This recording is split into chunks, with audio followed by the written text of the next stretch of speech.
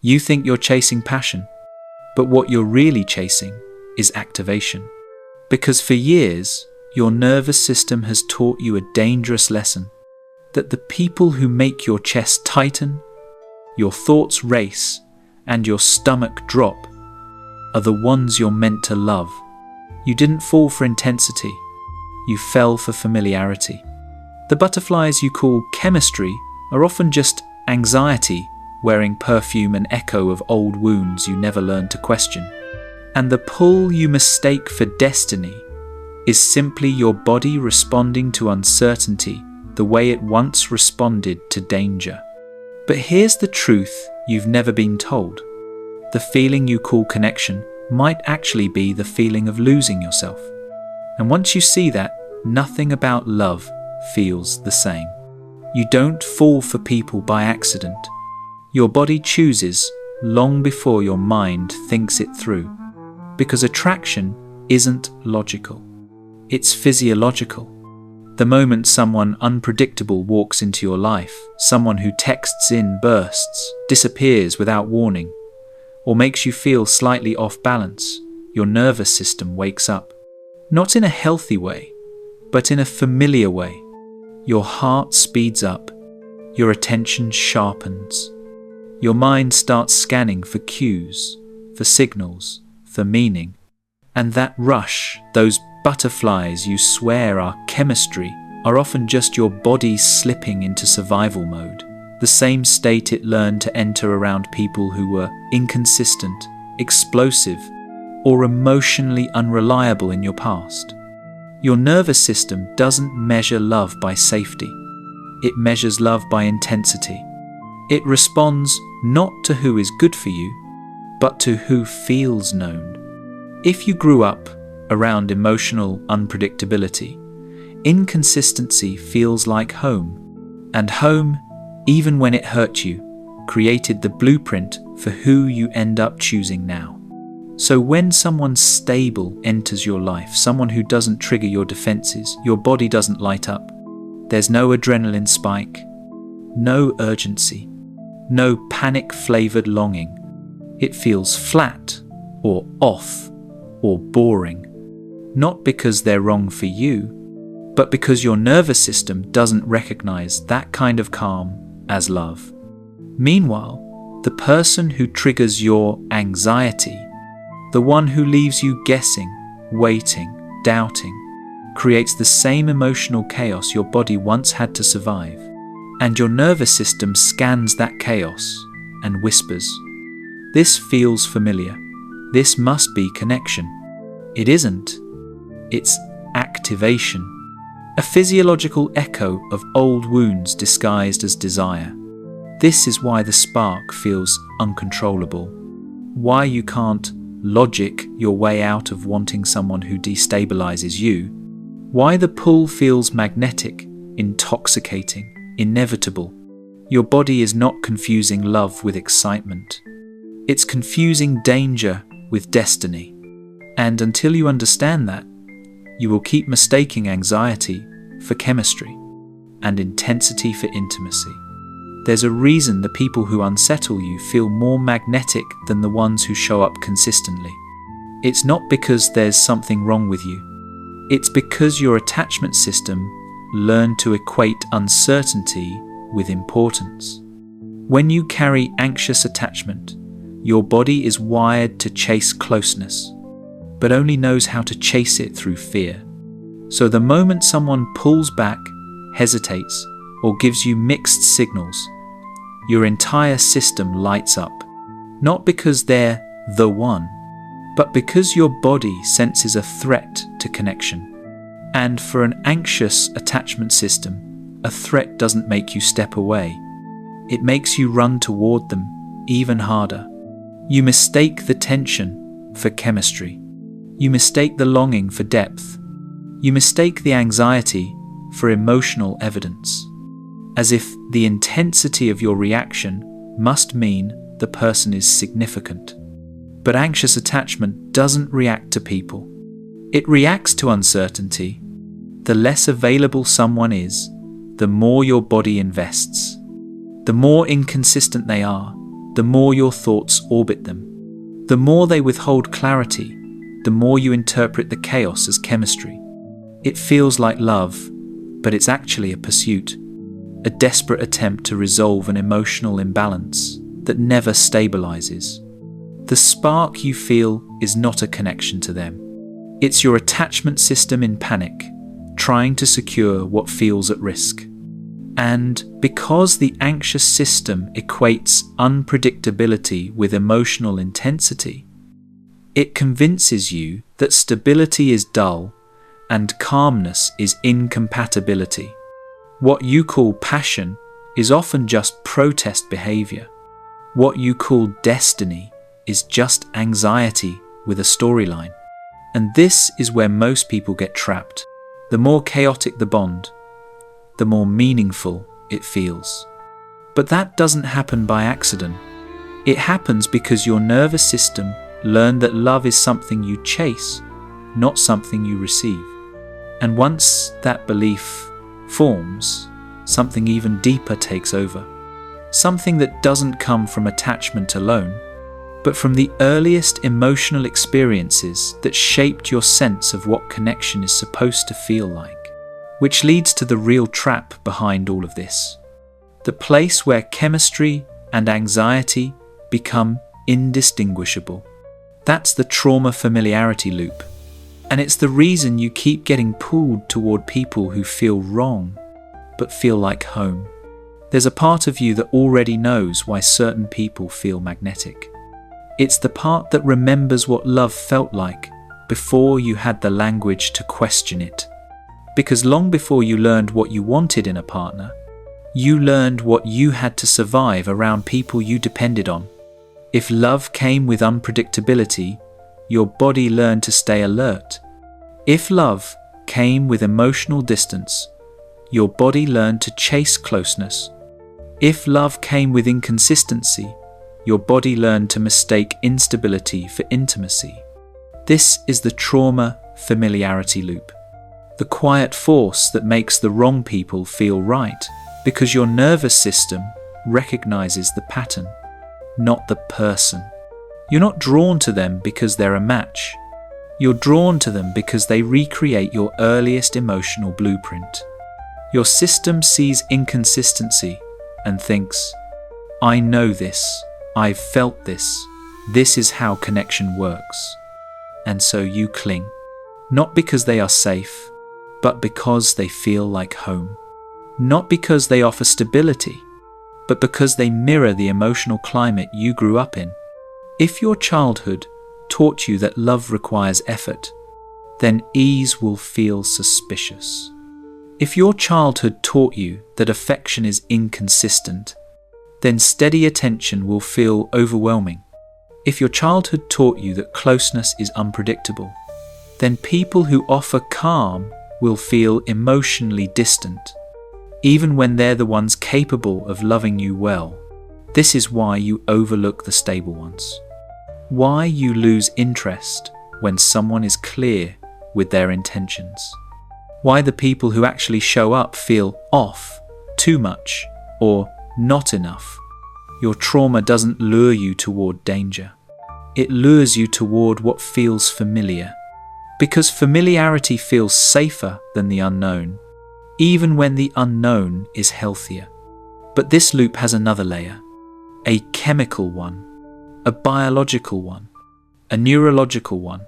Because once familiarity activates anxiety, the body releases the very chemicals, dopamine, cortisol, adrenaline, that make the chaos feel euphoric.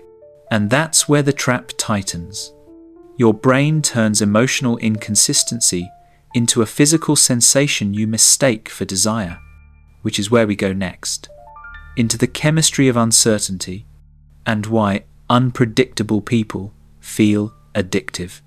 By the time anxiety is activated, the body isn't just reacting emotionally, it's reacting chemically.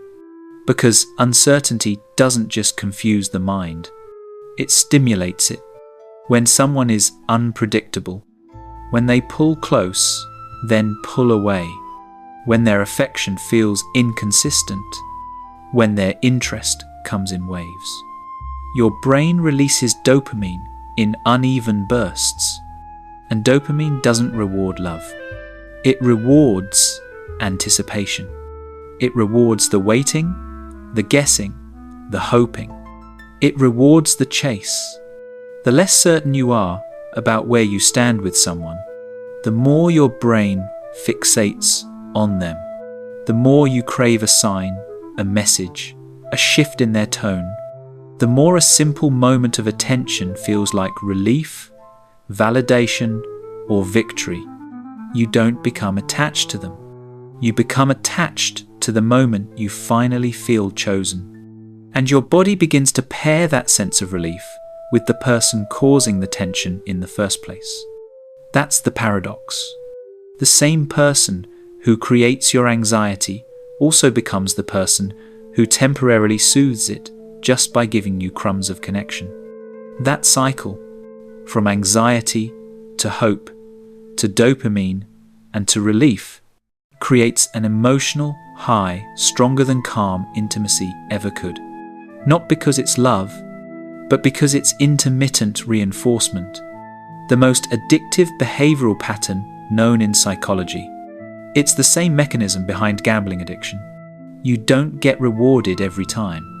You get rewarded just enough to keep you hooked.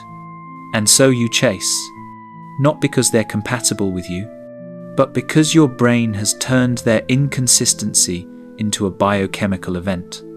This is why you replay their messages, why you analyze every shift in their tone, why silence feels like abandonment even when it's just absence.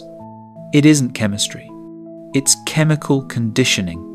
And this is the moment most people misunderstand. You don't lose interest in stable partners because they lack passion. You lose interest because calmness doesn't trigger the dopamine anxiety cycle your body is addicted to. Which brings us to the next truth, one that feels almost uncomfortable to admit, that people who could love you well often feel boring only because your nervous system doesn't know how to recognize safety yet. That's where we go next. When someone stable enters your life, your body doesn't know what to do with them. They don't activate your defenses. They don't trigger your fears. They don't make you question your worth between every text message. And because of that, your nervous system doesn't light up. No rush. No spike. No adrenaline disguising itself as passion. Just a soft, steady presence that feels almost unfamiliar. You tell yourself something is missing. You tell yourself the spark isn't there. You tell yourself the connection feels flat or slow or emotionally quiet. But what you're really experiencing is the absence of anxiety. And your body mistakes that absence for the absence of attraction. When someone consistent shows up, your system doesn't have to chase. It doesn't have to stay alert. It doesn't have to loop through fear and relief like it did with the ones who kept you guessing. And because that chaotic cycle has defined your previous experience of love, anything outside of that pattern feels foreign. You're not bored. You're unactivated. And unactivated feels unfamiliar. Unfamiliar feels suspicious. Suspicious feels unsafe. So you pull away from the people capable of giving you stability, not because they're wrong for you, but because they don't match the emotional climate your nervous system was trained to navigate. This is why kindness can feel uncomfortable, why clarity can feel overwhelming, why healthy communication can feel intimidating, why predictability feels almost too easy. You're not rejecting the calm partner. Your nervous system is rejecting the version of love it never had. And here is the most overlooked truth. True chemistry doesn't erupt, it unfolds. It grows in the spaces where your system feels safe enough to soften, open, and receive. But you can't recognize that yet, because you've only known chemistry through anxiety.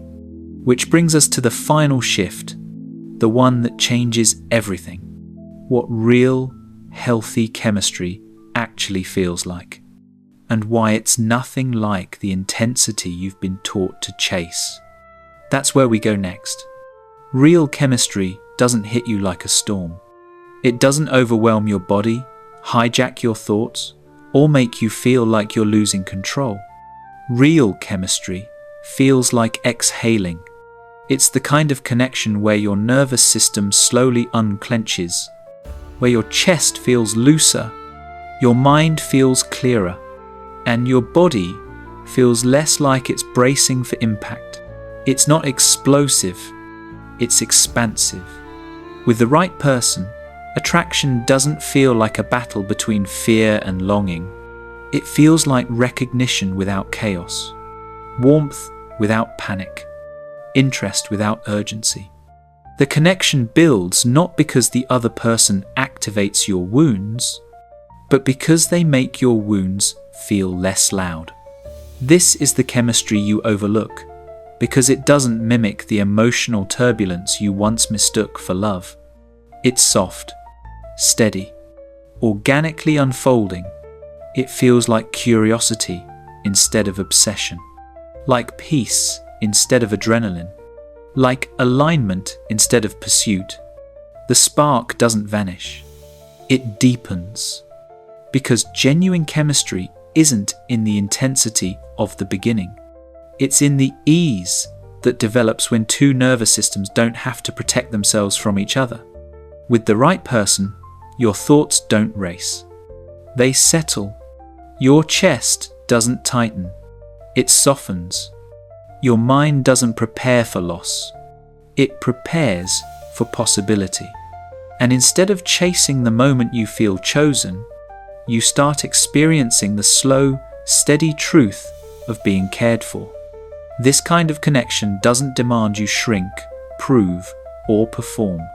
It asks you to show up as yourself, without fear that the other person will disappear the moment you do. Real chemistry is the first time your body understands that attraction and anxiety were never meant to be the same feeling. And once you feel that difference, once you taste connection without chaos, you start to realize something powerful. Maybe the love you've been searching for is the one your nervous system never learned how to receive. And that's where the story shifts. From the intensity that once defined your relationships to the kind of love that finally lets you rest. Which brings us to the final piece of this puzzle, the truth waiting for you in the space beyond anxiety, the place where the story ends and begins again. Maybe the real turning point isn't choosing different people. Maybe it's choosing a different feeling. Because the moment you stop confusing anxiety with chemistry, your whole story changes. The patterns you once chased begin to lose their power. The people who kept you waiting stop feeling electrifying. And the calm you used to distrust starts feeling like truth, like clarity, like home. You begin to realize that love isn't supposed to make your body brace for impact. It's supposed to make your body breathe. And when that shift happens, when your nervous system finally recognizes safety as connection, the kind of love you attract becomes unrecognizable in the best possible way. The story doesn't end here, it starts here.